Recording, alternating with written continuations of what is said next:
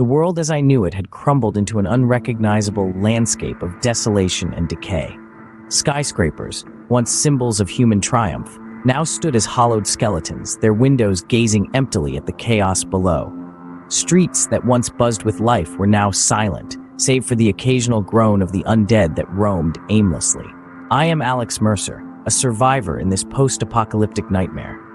Each day is a fight for survival, a perpetual game of hide-and-seek with death.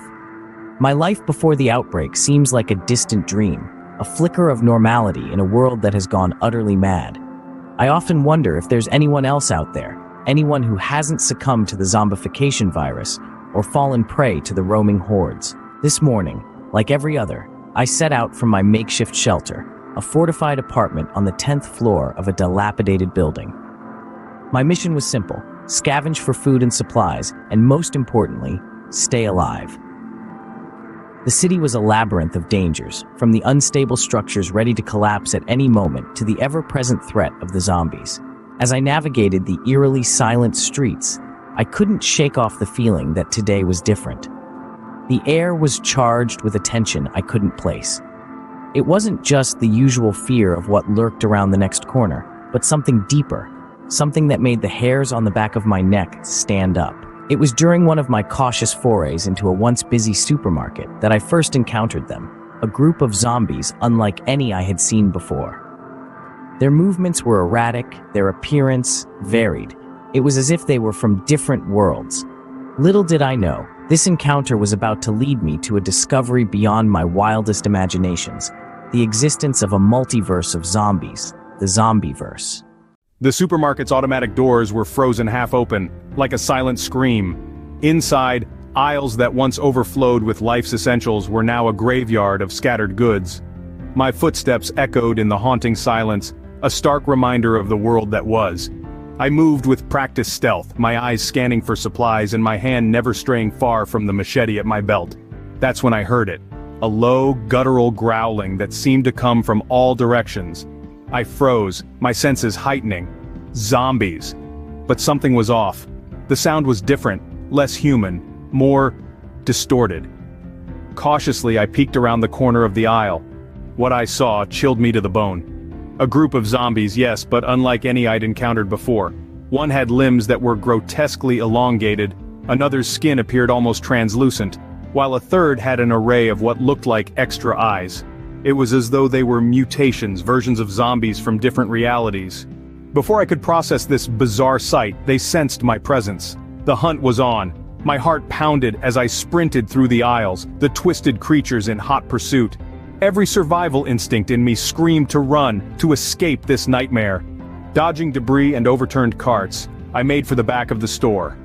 The emergency exit was in sight when I stumbled, sending a cacophony of cans clattering across the floor. The sound was like a dinner bell to the undead. They converged on me, their grotesque forms a horror show of the multiverse. With my back against the wall, literally and figuratively, I fought. My machete swung in wide arcs, connecting with decaying flesh and bone. Each strike was a desperate bid for life. But for every zombie that fell, another seemed to take its place, as if the very fabric of reality was against me. Then, amidst the chaos, something extraordinary happened. A blinding light engulfed the area, and the ground beneath me shifted, the world spun, and a sensation of being pulled through a vortex overwhelmed me. When the light and the sensation faded, I found myself in a place that defied logic and understanding. I was no longer in the supermarket. This place was different. The air crackled with a strange energy, and the sky was a tapestry of unnatural colors. It dawned on me that I had somehow crossed into another reality within the Zombieverse. The realization was as terrifying as it was awe-inspiring. In my relentless quest through the Zombieverse, I stumbled upon a world that was eerily similar to my own, yet starkly different. Here, the virus had just begun its spread, and chaos was erupting in real time. It was like watching a haunting replay of my own world's downfall. This was my chance, perhaps, to alter the course of events, to save this world, and in doing so, find the key to saving all the others. I moved with urgency, using the knowledge I had amassed from my travels. I sought out scientists, leaders, anyone who would listen, warning them of the impending doom. But as in my world, panic and disbelief reigned. Time was slipping away, and with each passing moment, the virus spread its tendrils further. The turning point came when I encountered a group of researchers working on a vaccine. They were on the brink of a breakthrough but lacked the final piece of the puzzle. I provided them with the critical information I had gathered from the other worlds, insights into the virus's mutations and behavior across different realities. Working together, we developed a vaccine, not just for their world, but potentially for all worlds within the Zombieverse. The key lay in understanding the virus's multiversal nature, its ability to mutate and adapt across different realities.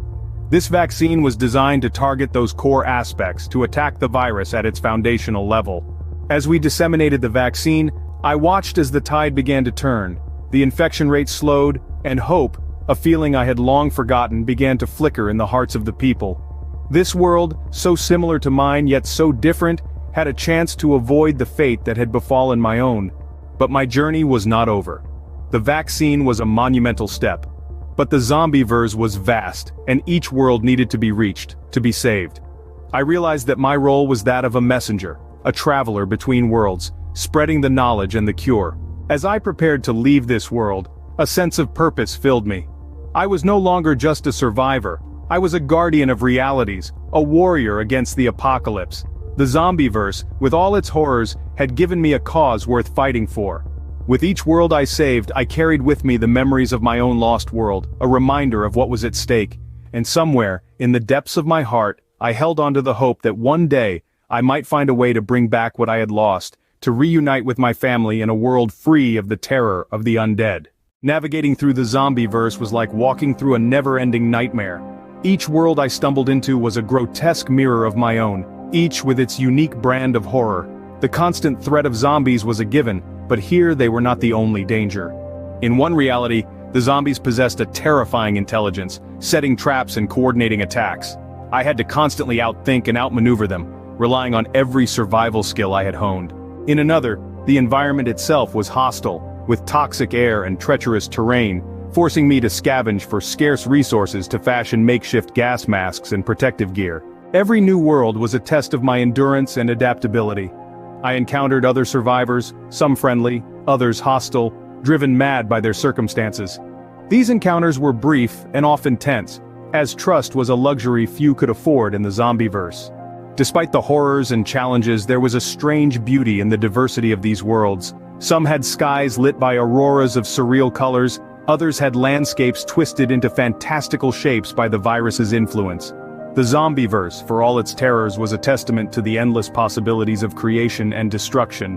One particular challenge that tested my limits was in a world where the virus had mutated into a form that affected the mind. It created hallucinations, blurring the line between reality and nightmare. Battling these phantoms was as much a mental fight as it was physical. Through these trials, I began to piece together a greater understanding of the Zombieverse. It was not just a collection of infected worlds. It was a complex, interconnected web of realities, each affecting the other in subtle ways. The virus was the constant, a dark thread weaving through the fabric of the multiverse. My journey became more than survival. It became a quest for knowledge, for a way to perhaps reverse the apocalyptic tide that threatened to engulf all realities. Each world I left behind was a step closer to that goal, a piece of the puzzle that was slowly coming together in my mind. As I stood in this alien world, my mind involuntarily drifted back to the time before the apocalypse. Life was ordinary then, filled with mundane concerns and simple joys. I was a software engineer, a job that now seemed absurdly trivial in the grand scheme of things. My biggest worry was meeting project deadlines, not surviving another day. I remembered my family, my wife Sarah and our daughter Emily. They were my world, my anchor in a life that was now just a memory. The outbreak happened so fast. One day, reports of a strange virus on the news. The next, chaos unleashed on the streets.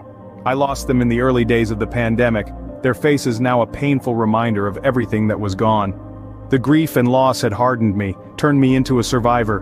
But in moments like these, when the adrenaline of survival faded, the emotional scars resurfaced.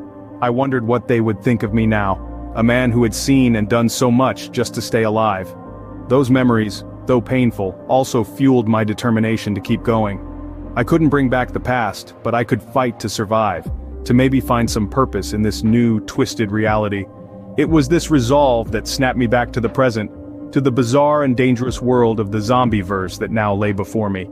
In this strange new realm, the rules of the world I knew no longer applied. I had to adapt, learn quickly if I was to survive, and perhaps in doing so, I could find answers, maybe even a way to reverse this nightmare. As I stood on the threshold of another portal, ready to step into a new world, I took a moment to reflect on my incredible journey. From a lone survivor to a savior of worlds, my path had been nothing short of extraordinary. The Zombieverse, with all its darkness and danger, had also shown me the limitless potential of courage, resilience, and hope.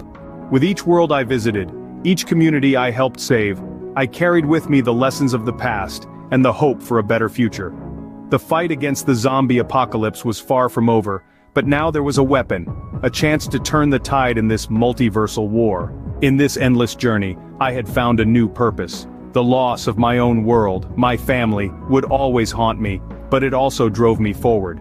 In saving these worlds, I found a way to honor their memory, to make their loss mean something. As I stepped through the portal, I knew that countless challenges awaited me, but I also knew that I was no longer just fighting for survival. I was fighting for a future where the horror of the Zombieverse was a distant memory, a tale of a dark past from which humanity had emerged stronger and wiser.